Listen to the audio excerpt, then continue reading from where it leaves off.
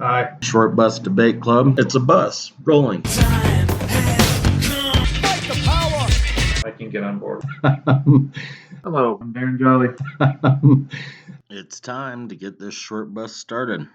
So let's roll and on with the show. Hello, and welcome to another edition of Short Bus Debate Club with Brian Courtney and Darren Jolly. This is Brian Courtney, and as always, I am thrilled to talk to you. Today, You gotta stop talking like that, dude. Today, we're going to talk about social welfare, I guess is the best way to put it. We already covered corporate welfare to some degree, and now we're going to do corporate or social welfare for the populace. So basically, and I'm not talking about the actual financial part.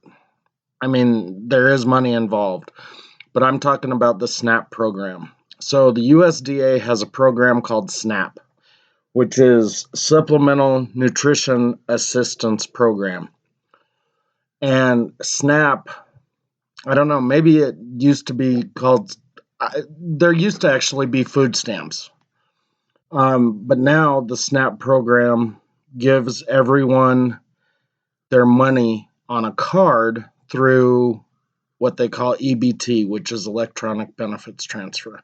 Are you familiar with said program? I actually, when Annie moved to Denver and she was trying to find a job at the beginning of our relationship, she used it for a little while, for a very short period of time, actually, for about, 6 months or so. Okay, good.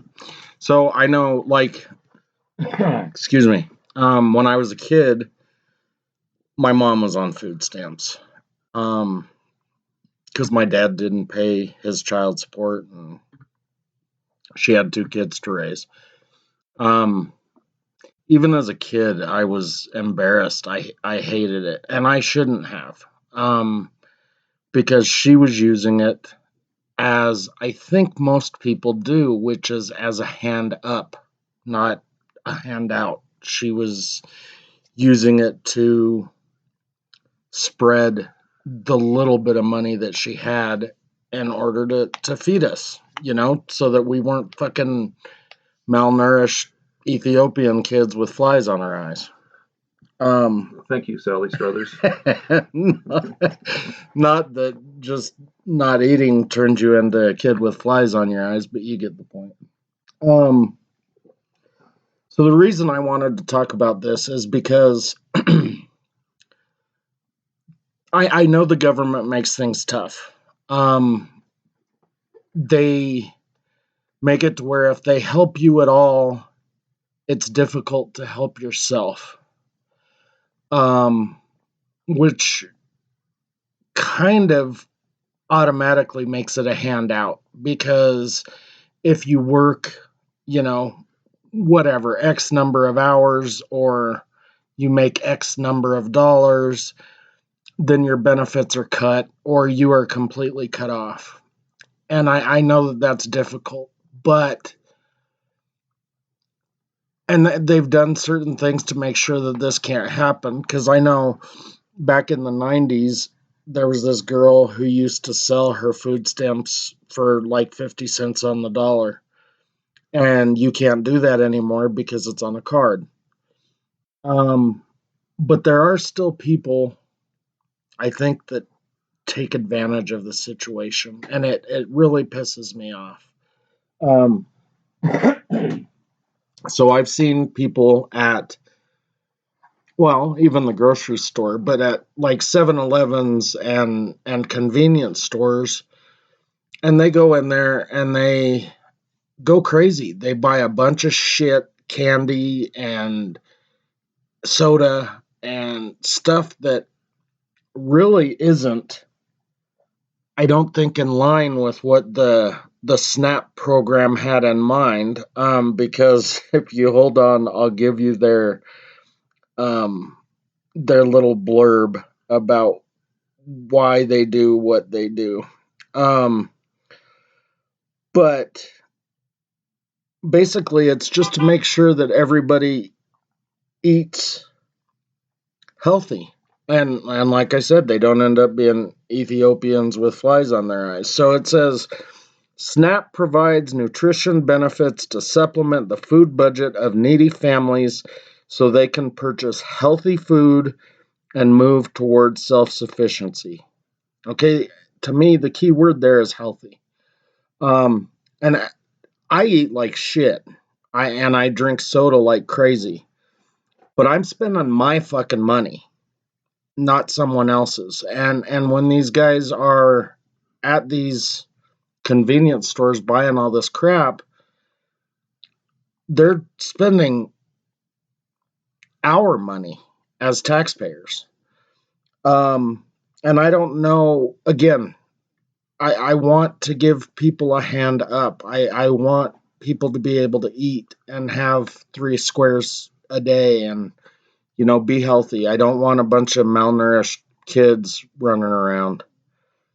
But I've got an issue with it, and I don't know that the government can do anything to stop it.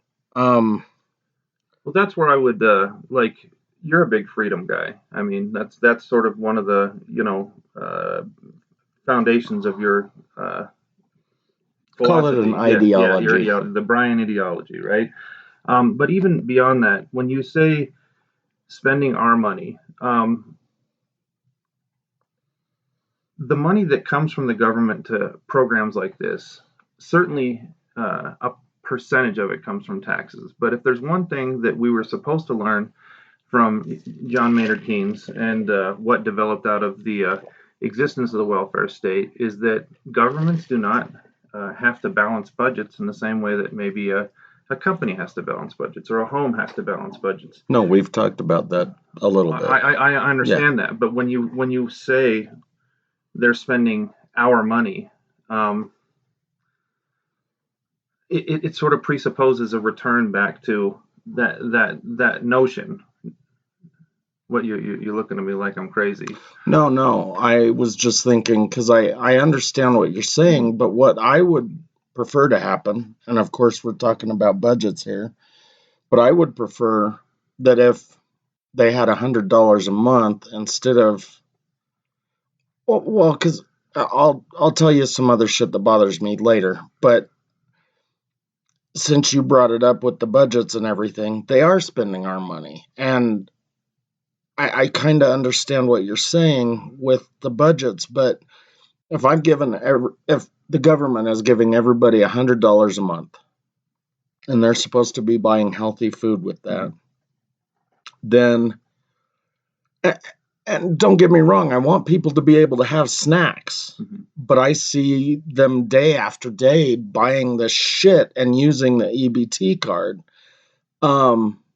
So I'm wondering how much healthy food they actually buy. Okay, so I get that, but you know what the concept of a food desert is, right? Okay, and we're in a lot of food deserts in Denver. Okay, and other places. So, and I'm not saying this is a way of trying to qualify. You maybe should explain food desert before we. Okay, well, just because I don't know if everybody does. The issue of food desert, and I mean I don't have it perfect in my head, but there's a question of access with regards to being able to get good food. Yeah. Right. So like maybe the only thing that you have, maybe you don't own a car, you're dependent on getting around on the bus, and the only thing that you have within say maybe a 12 block radius of your house is a 7-Eleven, a McDonald's, an Arby's, and that is okay. Well, so that explains the food desert. But just to clarify, they can't go to Arby's or McDonald's with E.B.T. Yeah. Okay. Well, no, I just meant in the bigger context of a food desert. So yes, of course. So, I mean, then you see where it is that I'm taking that argument at that point, is that maybe the reason why they do that is because that's what they have access to. And having said that, of course, you can go to 7-Eleven and there's, you can get some eggs, you can get a salad. There are some things that are nominally healthy, but. Yeah, but the problem is that also with the convenience store, and this is part of the food desert thing, is that the convenience store is charging 40% more than a grocery store would. A dozen eggs cost $6, Mm-hmm. when if you go to the store, you can buy 18 for 3. Mm-hmm. Um, Yeah, but again, that's a question. So the question right. of access It is is still, it is that food desert uh-huh. thing. But here's another problem. So they say, okay, you can't buy prepared foods. So you can't buy certain things that are prepared at 7-Eleven or King Soopers or Kroger or whatever, HEB. So like if you were going through at 7-Eleven and they got those hot dogs that are sitting there, you couldn't get one of I those don't hot think dogs. Oh so. wow, that's interesting. I don't know. It says the list, and I'm trying to find it, but the list said hot or cold prepared foods. And then it kind of explained it a little bit. Oh wow, then you wouldn't even But be able to get the salads then at that point. That is some correct. fucked up shit, Right. dude. So you there well then so this is like the structure of the system is sort of like in that sort of paternalism, thing that we keep coming back to, sort of hinders a person's ability to make a rational, healthy choice at that point in time as well. Not saying that that's necessarily what they would do if they could, but it definitely limits the the ability of those choices that they're making. Well, no, but that kind of circles back. So let's say, I mean, because with the way that they're fucking building apartments and houses in every metropolis that I've been to over the past few years, Salt Lake City, Las Vegas, Phoenix, Yeah. here in Denver, Yeah. they're building apartments like crazy. I call it Californication because, usually with the apartment, there's some sort of fucking shopping center either in the apartment or very near to the apartment. Mm-hmm. I mean, there are several here in Denver, or at least 2 that I know of, where the King Soopers is basically in the bottom of the fucking apartment. Yeah, like a zoning position where you have these Right. giant residential spaces and you have the commercial spaces that are allotted in, adjacent. And so food deserts are sort of being shrunk. But I'm not saying they're disappearing. I understand that they are there, and I do understand that people's access to certain healthy food is not there. But, a salad at 7-Eleven that's prepared, um, call it $8. With the shit that is there, if there was a grocery store nearby, they could buy the same lettuce and everything else to make 2 or 3 salads for $8. One of the things, just real quick, the King Supers that are built onto the apartments, the places where I see that are in, like urban centers where you have people that are, I think of the one that's right by Coors Field, right across. I mean, those people have money. They're not going to attach, No, but there is the bougie. Well, so it's half bougie, half poor. The one that's, and I apologize, listeners, because I know most of you don't have any fucking idea what I'm talking about as far as the neighborhood goes. But there's this one neighborhood, Darren knows. I mean, it's right off of Spear and 11th.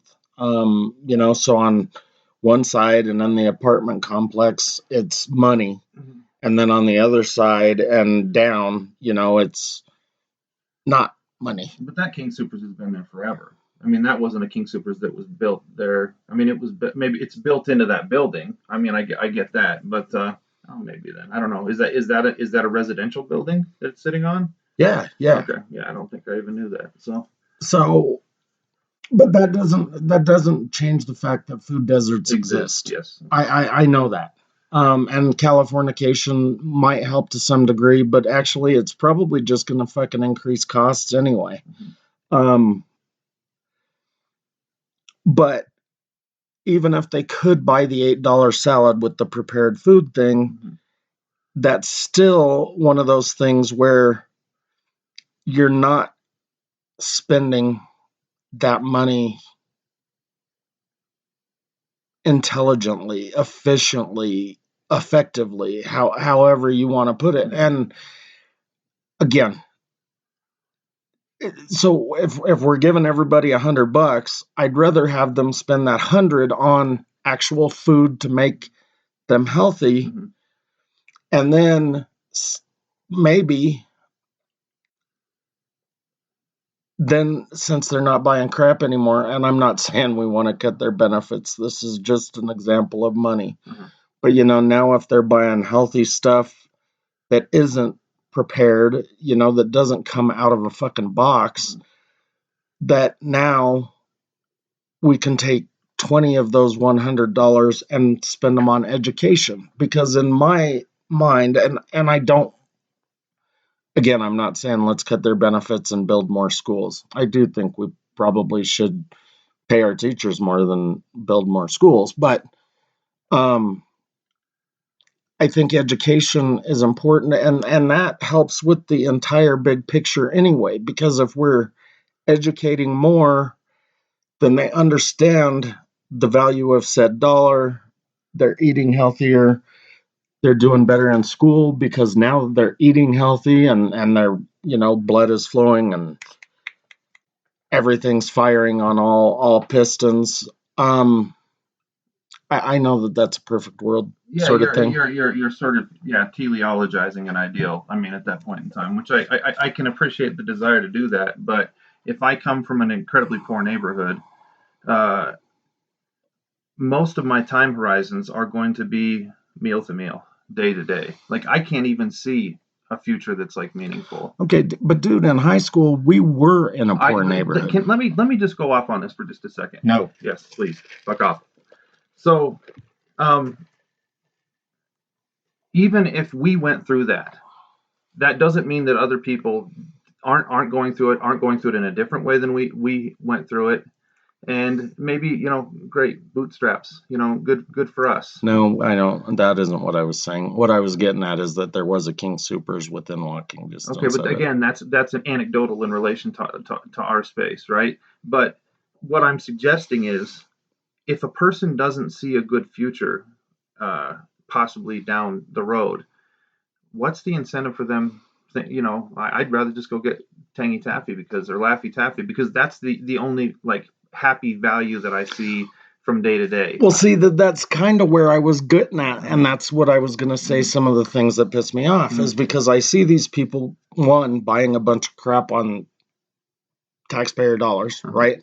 But then they say on taxpayer dollars and dollars that come from demand side positions that get pushed out. So just like that's I'm always going to hit you with that one because it's not just taxpayer dollars. But then they say, okay, and on a separate ticket, I want 2 packs of cigarettes and $100 worth of lottery tickets.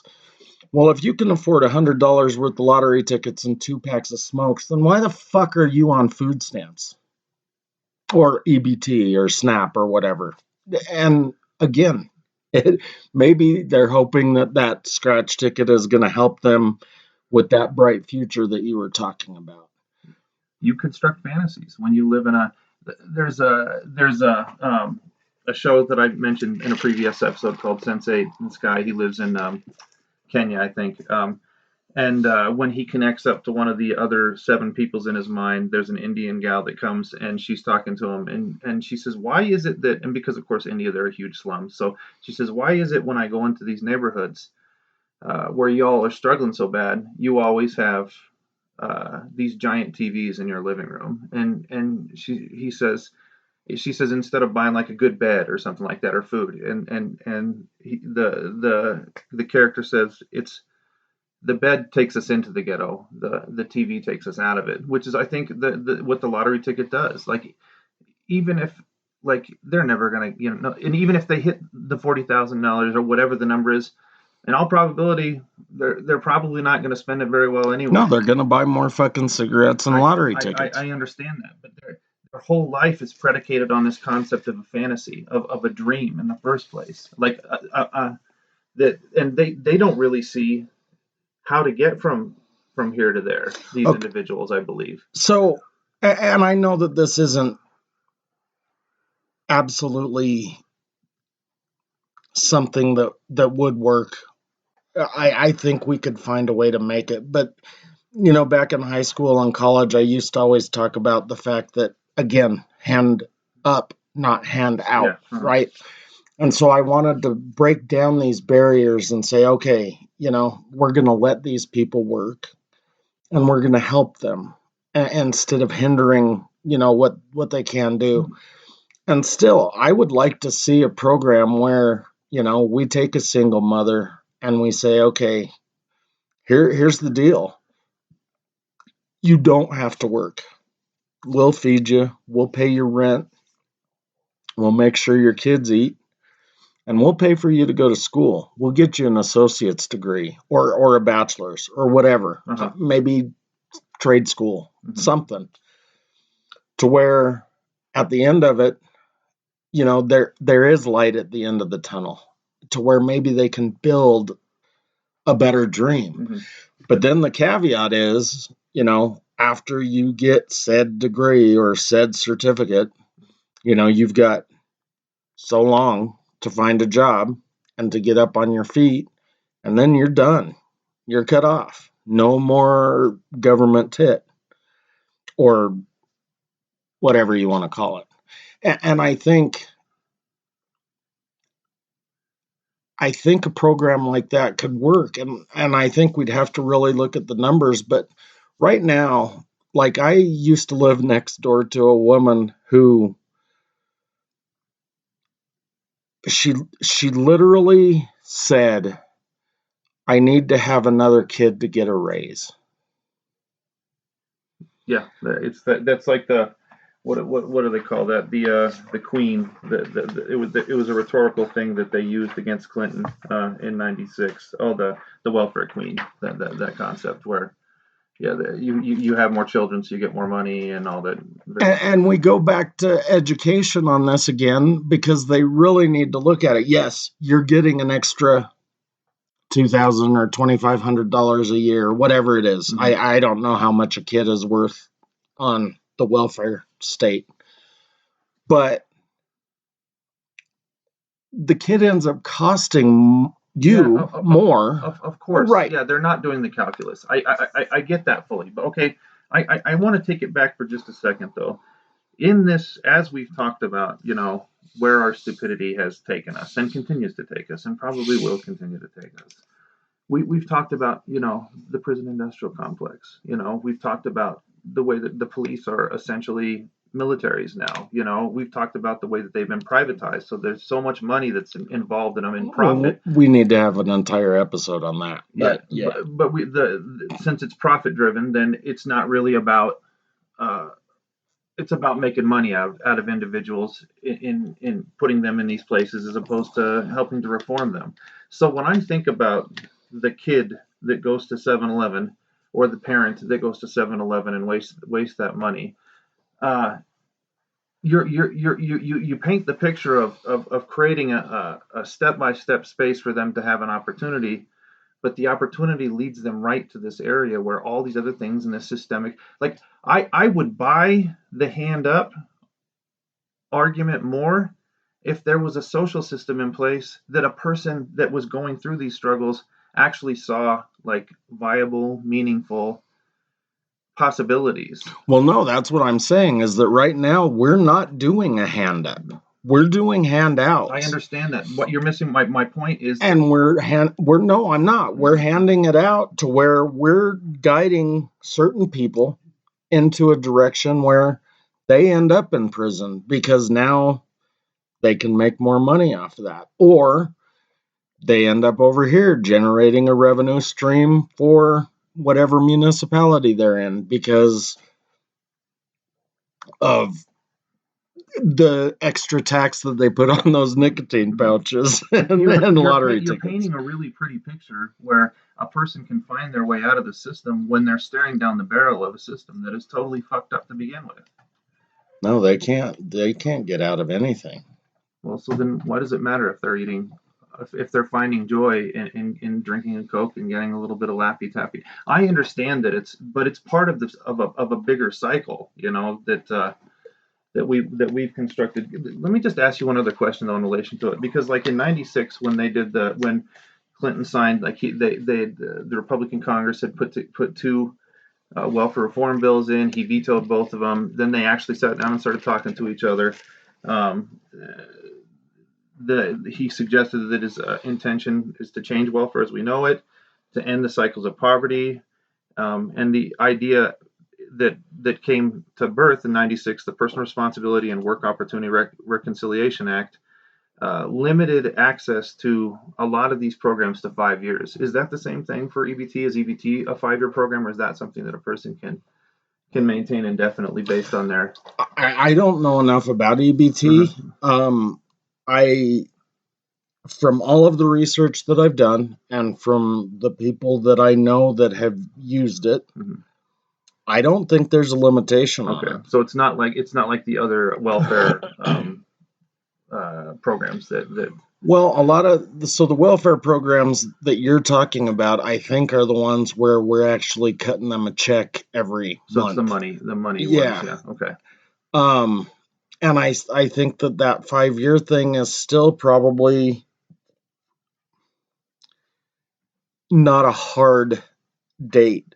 And again, I'd have to do more research, but I'm guessing, if I know anything about the government, is that it's 5 years as long as nothing has changed, i.e., you're still a single mom with so you have to kids. The suggestion is that if you're demonstrating progress or something like that, then they'll continue to work with you, or? No, my suggestion is that if things are the same, they'll cut you off. But any little thing can be different, right? So now you've had another kid, so the clock starts over.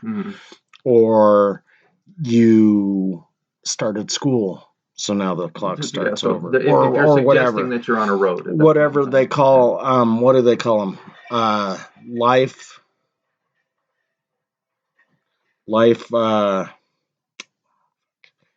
Major life changes or something. It's kind of an insurance terminology too, right? Yeah. So there's the open enrollment, once a year. But if one of these major life changes occurs, then you can go ahead and then you make it to where you're the only one on insurance, right, or something like that. Right. But either way, we'd have to look at the specifics a little bit closer to. Yeah, and I don't know what would make it change or what wouldn't. That, to me, again, but see, that's just kind of fucked up. And I am pretty sure that I made a comment back then that it was fucked up, because it kind of took my idea of cutting them off at some point, but not helping them to get to the cutoff point, right? You're just saying, okay, well, fuck it, you're poor, and in 5 years you're going to be even more poor. And you're standing on the ledge. Here, let me give you a push off. So I don't think that that's a good program, but as far as I can tell, they're not going to cut you off of the E.B.T or the S.N.A.P, because I don't think we want to be known as the government that isn't going to feed their people. I don't know. I think we're getting pretty comfortable in the United States with that. A lot of the thoughts that come along with that. It's funny, because we talk about this shit a lot, but our next episode is going to be on dystopian movies, and really, that's where a lot of them are. Yeah. They're living in a dystopian movie. Yeah, we are. That actually would be a really interesting film idea. If you could make some Philip K. Dick, and this is what this kid is experiencing, and make it seem like it's a science fiction, but at the end, the big reveal is that it's just fucking real life, and this is what we are, the fucking science fiction dystopia. Well, that's why I wrote the book the way that I did it. And I'm speaking of my Off the Grid, the Catalyst book, and I apologize again for the plug, but it's not just a plug. It's important because it's social science fiction. It's in the moment. It's right where we're at, essentially. It's like the next step that we're taking forward. So those are the kind of science fiction books we probably should be writing, because, in science fiction, you either go Star Trek or you go fucking 1984, so it's either the really bad or what you're imagining the really good, but it's so far out there that if the point of science fiction, and of course this is debatable, but I mean, if the function of it is social dreaming, which I think is the function that you imagine these things and you either try to divert yourself from the bad or move yourself towards the good. Maybe if we could get sort of where the rubber meets the road right now, maybe we could affect something. I think you said that about my book, The Rubber Hits the Road.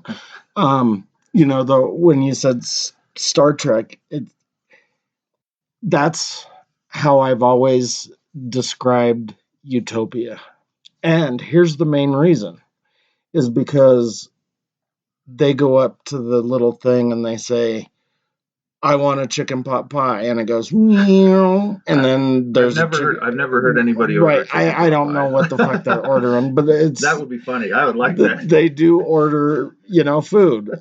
I just can't remember what type of food. So everyone in Star Trek is eating. No one is malnourished. No one has flies on their eye. But then again, no one is a burden on the tax base because everyone has these. What the fuck what were they called? Replicator is what it was called. Yeah, a replicator. So like O'Brien, the he's sitting there and him and I can't remember the Japanese lady. They just gotten married and it's the beginning of their marriage and she keeps getting him like seaweed and kelp like every day. So like the only reason it really reminds me of like a chicken pot pie moment. He's like, honey, I'm not a fish. I need to eat something that's a little bit, with some flavor in it sometimes. Right. So like we could do, chicken, or we could do oxtails and cabbage and all. He lists all these things that are just, he didn't go to haggis, but right. I mean everything just short of haggis. And she's like, ooh, that sounds really heavy, but. So I guess the replicator was going down the chicken pot pie direction in that episode. So. Yeah, I mean, but really, you could go up and say, I want a fucking strawberry milkshake or Laffy Taffy. Yeah. I want 2 packs of cigarettes and $100 worth of lottery tickets. You don't even have to use your E.B.T card to get it. Or trade it, for that matter. But then again, they never told us how much a fucking replicator costs. Yeah. Well, because there's no money in that world. Now, if they're gonna give it to like the Klingons or the Cardassians, then there's going to be some sort of like exchange. The Kardashians, Cardassians. Oh, okay. I never Kardashians. That's funny. I never even that predated them by a long shot. But either way, so I was talking to somebody at when I was going over some of this stuff at work.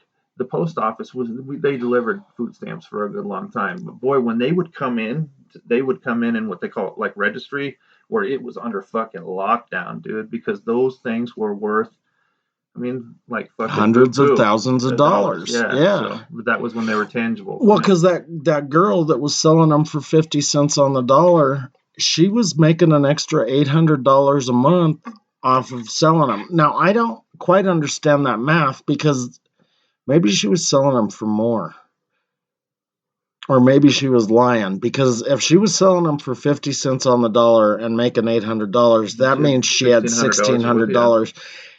That's a lot of fucking groceries. And she only had, I think she had 3 kids. Maybe she faked that she had like 7 of them and she drowned them in the bathtub or something. I don't know. That could be, but that was back in the 90s even. Mm-hmm. So that's even worse because that cost of living isn't really built into that. So maybe she was full of shit. But, well, it was that girl, Kim. She was full of shit.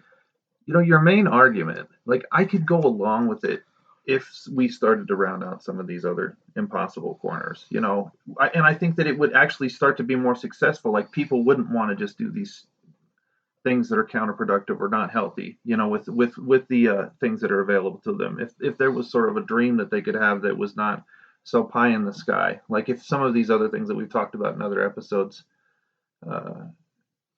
Well, and maybe that's one of the things, and I know that it's fucking hard. And now I'm going to quote Bill Murray and What About Bob, but baby steps. I mean, that's important, is don't think so much about, the fact that California is 1,500 miles away. Think of the fact that, you can make it to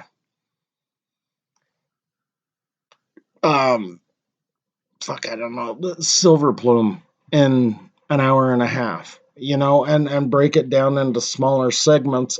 And that's the only way that I've been able to do any of the shit that I've done in my life is to break it down. But you and I both have delusions of grandeur. We believe that we have this other fantasy that these other worlds are possible. Like, and I don't know that, like, when Huey and Bobby and Fred Hampton, when they were doing the things that they were doing, the revolutionary actions that they were making was feeding fucking kids every day. I mean, and they were trying to feed them healthy food. They were like, when in the moment where you have a collective space where, and it was rejected because it fell outside the context of the way that the royal they constructs the way that we're supposed to reproduce our conditions every day. You're not allowed to help people and give them food. You can have food stamps and you can go down and get yourself some fucking Laffy Taffy, but you're sure as hell not gonna let you go into the community and help all these fucking kids out. Most of the gangs back then, in the 50s and 60s, were what you're talking about. It was helping the neighborhood. It was standing up for our own. In Denver, the Brown Berets, they were huge with that in the Latina community. Yeah, so I mean, and that kind of goes back again to how long they've been keeping us segregated. Latino, Latina, yeah, Brown Berets, yeah, Black Panthers. Yeah. They don't want us working together at all for food or anything else. And I do have delusions of grandeur, and I do have some pie in the sky shit, but everything that I've done, and that doesn't mean that I don't fucking get depressed because I'm not there yet, but all of the shit that I've done, that website People's Propaganda, the fact that I was a fucking precinct leader for the Republican Party, all of that shit is part of that baby steps thing. I'm trying to make change, so I've got to make this step. Is that really quoting Bill Murray, though? What I thought that was said by Richard Dreyfuss. Isn't he really quoting? Aren't you really quoting Richard Dreyfuss in that point? He's the one that told him baby steps. He is the one, yeah. And that was really important. I want y'all to know. Baby steps to the elevator. Baby steps to the door. Bill Murray's a funny motherfucker. Way funnier than Chevy Chase. Chevy Chase was kind of a cockbag. So. They were all great back then. But then again, Bill Murray was still funny after he quit using drugs. Chevy Chase wasn't so funny after he quit using drugs. And I don't know why they quit anyway. Probably because of John Belushi, dude. No, they continued to do drugs way after that. They just weren't doing speedballs, probably. Probably not. But Chevy Chase continued for a long time until the guy that wrote Caddyshack was Chevy Chase's best friend. And he got all fucked up and died in Hawaii. And they don't know if he committed suicide or not, but that's kind of when Chevy backed off the drugs. Huh. Well, that'll do it. If your good buddy dies. Yeah. I don't know. I'd think it would make you want to do more. But so, we definitely don't have an answer for this or any of the other things that we've been talking about. But that's the important part, is that we want you guys, the listeners, to talk about it, and maybe, just maybe, we can figure out something together, because maybe it's not just the fact that it's taxpayer money. Maybe it's the fact that they're not eating healthy anymore, and maybe we do need to shrink food deserts even more. There's a lot of problems that we have in this country, but that whole eating healthy thing, and being able to do certain things, to think faster and to retain information and things like that. all really fall into that whole body as a temple thing. And again, don't.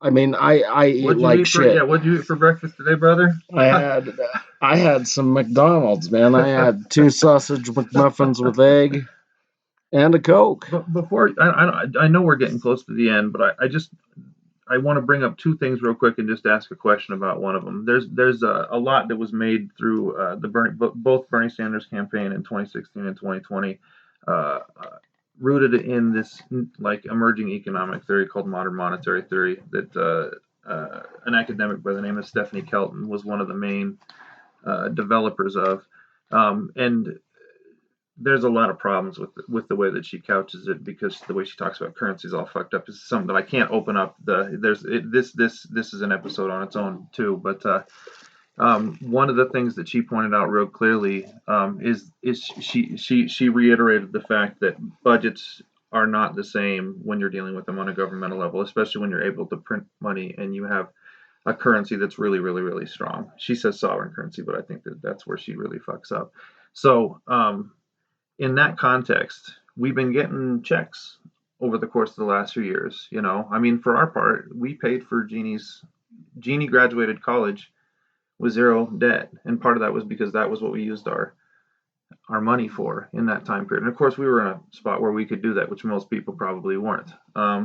But there is so much in the context of some of the tenets of modern monetary theory where you could create some spaces like something like a UBI. What does UBI mean again? You know what it means. They give you checks like once a month or something like that. Are you not familiar with UBI? No, I don't know what the fuck you're talking about. It was the Taiwanese guy, Andrew Yang. That was what his platform for UBI was. Universal basic income. Okay. So I can't believe I couldn't remember that off the top of my head. But either way, the idea was that people get X amount of dollars given to them a month or a year. They do it in a lot of different places, and they've run different governments, smaller municipalities like city states have toyed around with it under some circumstances. But the check thing was so popular. I guess maybe we'd have to, if you're not familiar with it, we'd have to go back and look at it a little bit more later. But another guy by the name of Yanis Varoufakis, he doesn't like the concept of UBI because it presupposes this is money that's just being given to individuals. He thinks of it rather as like the money that we put into R&D. The corporations would have to, if you benefit, like if Moderna and So then we're talking about a return on investment. that's exactly, and the investment comes back, and then the people actually benefit from it because they're the ones that put the taxes in to develop those things in the first place. Another place where he thought it would be interesting to do it is in the spaces where our data is being bought and sold, because ultimately there should be a big fucking question as to whether or not that's private property that belongs to the individual. Right, and I've heard that argument a bunch too, as because they're making billions and billions of dollars off of it. Yeah. I mean, just and we're not even talking about like private information, but just if you talk about finding the information about contact phone numbers for a corporation,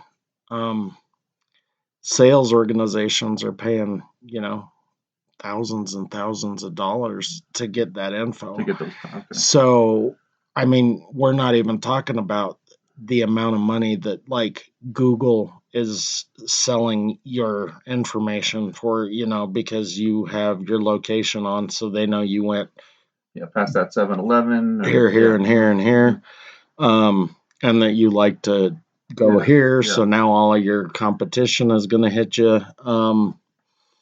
or cookies or anything else. So that sort of return, I've heard that argument a bunch. I don't know. I do think that that's probably better, because now we're not talking about just giving people Yeah. money because it's their information that has been sold. And you're conditioning people to think about these things as investments that we're putting out there. Then you then end up though, and I don't want to go too far down this rabbit hole, but I mean, if we're talking about something like that, then at some point, so that you can make more money, instead of having a kid, you start to expand your digital footprint. So now you're on every fucking social media platform and you've downloaded every fucking app possible. You know, you've got the 7-Eleven app and the Kroger app and all of these different apps. And so now you're trying to, well, like I said, expand your digital footprint. And then everybody thinks that information just goes and there's no cost to it, right? But every packet of information hits a server somewhere and it goes through a line somewhere, and that all of those lines end up costing money. Anyway, what I'm getting at is that if everybody's digital footprint got so much bigger, because right now we've got just petabytes and petabytes worth of information stored, and most of it is stupid shit like from Instagram and whatever. That causes more server farms to be built and bigger and bigger and bigger. Because that takes energy and right. Yeah, and energy is. So there ends up being a cost to that. And again, I don't want to go too far, but I mean, that goes back to the thing, you know, we got to say at what cost. Mm-hmm. I don't know if that would be easier than to just somehow help these people more. Mm-hmm. I mean, I don't know. I don't know the answer. Yeah. The only reason why I brought it up is just because it's a new thing that people have been really hyped about, and because there've been all these discussions about UBI and these other lanes where they say it's not just giving the money out. But no, the point that you make about the fact that people would then they're not being productive. They're just finding a way to produce more information that they can sell, and it's become a vicious cycle at that point in time. An entirely different carousel. As a person who works for the post office, and I know this is the last tangent I'm going to go on. We can't hire people right now because nobody wants to fucking work. Like we roll between 5 and 12. I know one of my friends where he worked at. On Tuesday, they rolled 16 routes, and that doesn't mean anything to a layman. But let me tell you, if we rolled 16 routes in our station, that would be a third of our station. We service 30,000 stops at the station that I'm at. You know, that's pretty straightforward in that moment. That's about a third of the station that would not fucking go out. So we can continue to have these jobs where people are not doing anything productive, but at some point in time, you do need your trash man. You do need your mailmen, male women, male people, male non-binary. Way to be politically correct. We all appreciate that so much. So, yeah, dude. We're at a weird place in history right now. I mean, fuck, we're coming up on 50 minutes, so I'm going to say this real fast.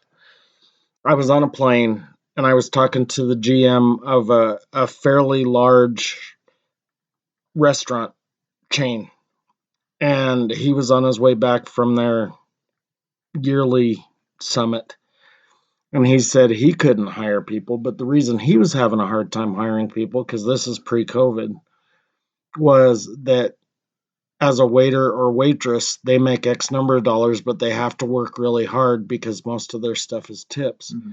He said because weed was legal in Colorado, any fucking dolt that was 18 years old could go get a job paying $25 starting to clip buds, working in the garden. Mm-hmm. So, yeah, there are certain jobs right now that are being filled fairly easily, but most jobs out there are empty.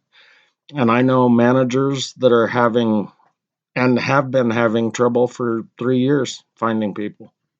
So, social welfare, good thing, bad thing, I don't know. We need to come up with a fucking answer because I would like to live in a utopia, not a dystopia. Yes, and utopia doesn't mean necessarily a pie in the sky place. According to my good friend Janae, it means the good place. So I want the good place too, brother. All right, people. Well, we're going to get out of here. Next episode is going to be dystopian movies. I hope you can join us because it's going to be good. I hope it's going to be good. That's all I got. All right, later. See you later. So, wait, 720-234, roll, and Twitter. Twitter, Short Bus Debate, and then TikTok, Short Bus Debate Club. All right, Later.